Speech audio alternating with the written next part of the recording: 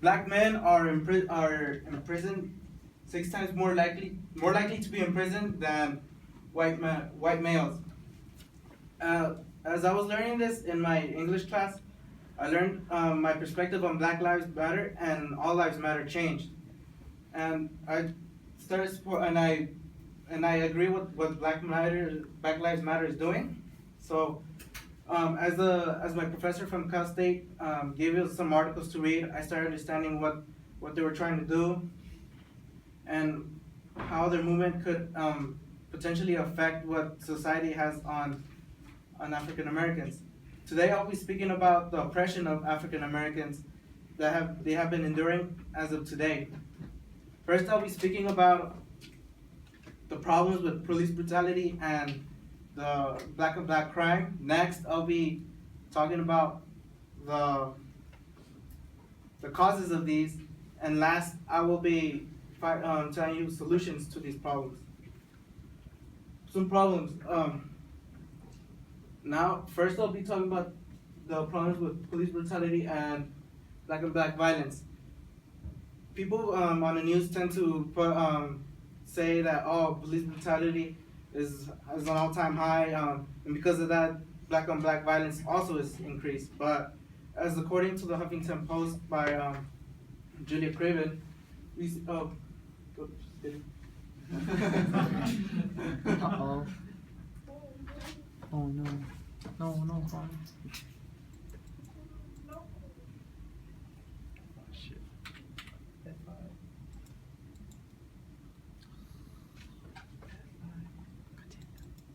So according to Julia Craven, they don't have Shit. They don't have a correlation. There's no correlation between black on black violence and the black on black crime. One of the examples I was going to show was New York, where the police crime is low, but the crime is high. And many people blame, police have been killing people, and that's why people have been violent. But there's no show of that. And if people put blame on the police officers that, because the community is violent, they have to defend themselves, but they don't. Their killings is a lot less. And a problem that could contribute to that is not blaming the violence in those, but the lack of resources in those communities. Now that I've told you about these problems, let me tell you about some of these causes. Some of the causes that have attributed to this is stereotypes in America's past. Because of these stereotypes, some of these stereotypes can be positive, but most of them are used as a negative idea about a group of people. And as of this, these people who use these stereotypes tend to have an ignorant idea about a group of people. As according to white millennials are racist as their grandparents by Washington Post, it shows that it says that 3 out of white millennials believe that white millennials believe blacks to be lazier or less hardworking than whites. A similar number say a lack of motivation is the reason why they are less financially well as a group. And I could say that is not right, because they believe that, because they're lazy, they're not able to do this. And as this stereotype is perpetuated, it's more believed more often, and people say, they're lazy, they can't do it. But according to Alan Singer, who wrote understand theories and research that explain privilege and oppression in education in the United States, for class, racism, gender,